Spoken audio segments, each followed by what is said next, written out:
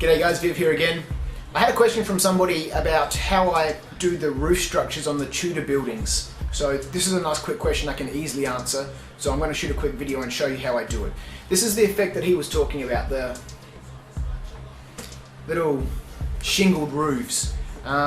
It's a fairly straightforward process. I'll show you as well. I just cut long strips of cardboard and then I notch out each of the gaps. Then I start from the bottom of the roof slant and glue one strip and then another strip and then another strip, etc. So here's one side that I haven't done. I'll show you how I cut the strips and then how I glue them on.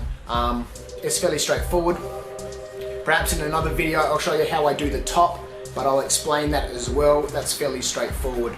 So thanks for watching guys, and thanks for all your excuse me. Thanks for all your support. Let's jump into this tutorial. Okay, so the process is fairly straightforward. I use different sorts of cardboard. Now this is just thin paper. I think it's 100 GSM, sort of like a very thin cardboard, 100 GSM paper. Or you could use a manila folder. These are the ones that you put files inside of. Get your ruler. I've got two different knives here. One is one of these, one of the extendable blades that snap off once they get blunt. And the other one is a little hobby knife. I find these ones are good for making my long cuts because cardboard will damage the sharp point on your hobby knife. So I make a long cut with one of these. Now you can measure these out or you can just eyeball it, but you generally want them all to be sort of at least roughly the same shape, of the same size. So cut a bunch of these.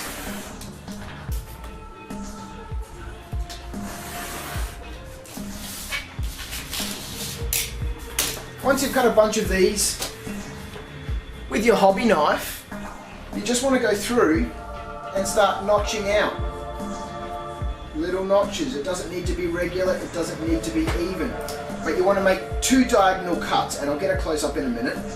Two diagonal cuts.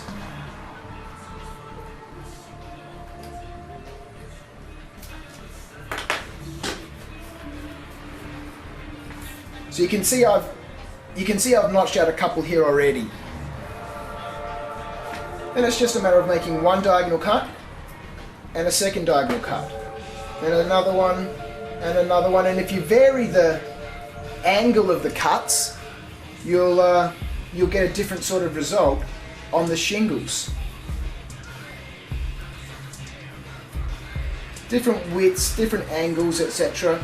Now I'm only going to do this very quickly just for the demonstration purposes. It does take a little bit of time, especially if you're trying to do a whole roof, but sit down with the little cutting mat in front of the TV, put a video on or watch your favourite TV program, and pretty soon you'll have churned through quite a lot of these. Now once you've got this pattern laid out, I'm just going to snip it here at the end, and I'm going to snip it here in the middle. Once you've got the pattern laid out, it's just a matter of stacking them on top of each other. Now the cuts I've made here are a little bit narrow. So once you've got your building, this is what I do. I just run a little bead of glue along the building. I take my finger just to flatten the glue out. Then I stick my plate on there. You want a little bit of overhang. Then another bead of glue along here. I haven't done the whole row, obviously you do the whole row. Just flatten it out with your finger just so the glue spreads. Or you could use something else. I like the feeling of the PVA on my hand once it dries, peeling it off, it's always fun. And then just posting it over here. Oh, the music in the background, I better be aware of that. I'll never get my partnership if it's got copyrighted music in the background. So I'll just make this quick now. And then you just keep on layering them along. And ultimately, eventually, you'll end up with something like that. Nice and quick and simple. So that's a fairly quick explanation of how to make the the shingled roofs on the Tudor buildings or any sort of medieval structure. There are a bunch of other different sorts of ways, but I just wanted to quickly answer this question, and instead of typing out the response, I thought I'd quickly shoot a video. So I hope that's been helpful. I'll show you other ways further down the track on creating different sorts of shapes, different sorts of shingles. Try saying that 5 times fast. Wow. I hope everyone's keeping well. If you're in Melbourne, I hope you're enjoying the very chilly weather, and I'll catch you next time. Thanks guys, take care.